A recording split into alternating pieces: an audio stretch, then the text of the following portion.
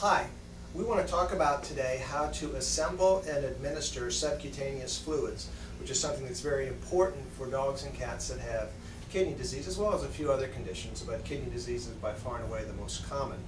So what we will send home with the clients when they need to administer fluids at home is a bag of fluids, comes in an outer wrap, a drip line, which comes in an outer wrap, and a supply of needles also, which the needles are used one time and then they're disposed. This bag I had started to open once prior to, but it comes so that it can be torn open. And then there's a port for administration, and then a port with a cover on it where the drip line is assembled. The drip line needs a scissors to open. No, there it is. Okay. And when the drip line comes out, the needle is applied on the one end so that it remains covered and sterile. And the pointed end of the drip line that perforates the seal comes with a cover on it. So we remove that cover, remove the cover on the bag,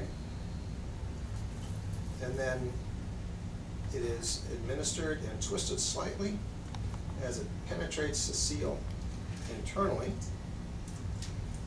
And when it is in far enough, you can squeeze the chamber and the fluids will begin to flow. I've got the drip line sealed down here so that they won't run out until we're ready, but that's how the drip line is assembled. Then when you administer the fluids at home, you'll need to come up with some device whereby the bag can be hung above the patient because it's gravity flow that allows it to flow. Here in the office we have got hooks mounted in the ceiling for this purpose. So we will hang our drip line right there. And in the chamber, you can see the meniscus where the chamber is partway full, and that's where you watch for the drops as they flow so that you know that they're flowing. And now I'm going to open the drip line, which this valve, as you roll it down, pinches, and as you roll it up, it opens. So we're going to open the drip line so that the line itself fills with fluids. And as I open it, you can see it's starting to flow. And I can see the meniscus moving down the drip line, and we shut it off. And now the line is full of fluids ready to administer. So I'm going to put the cap back on the needle to cover it to protect its sterility.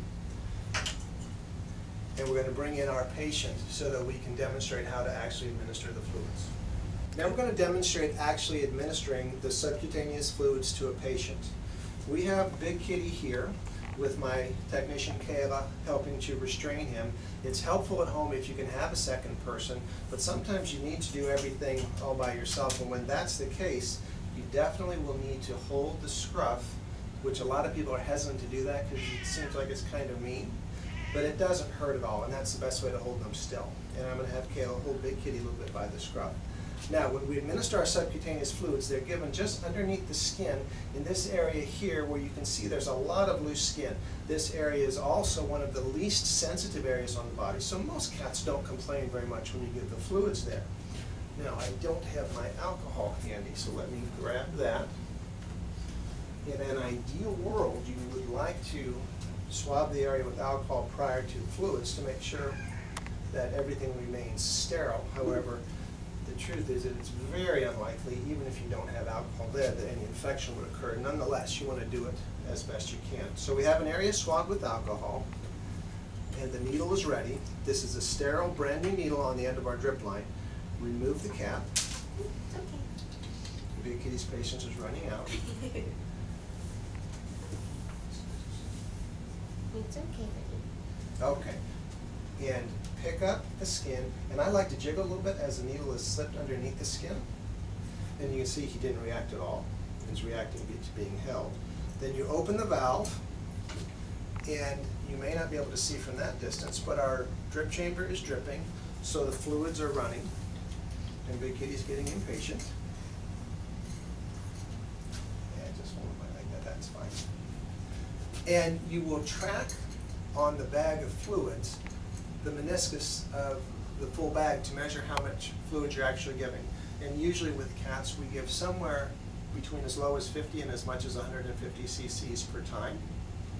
And that's given depending on the patient and the severity of the disease, perhaps once a week or perhaps as often as every single day. And for most cats and for most owners, this is something that you're able to learn to do yourself at home.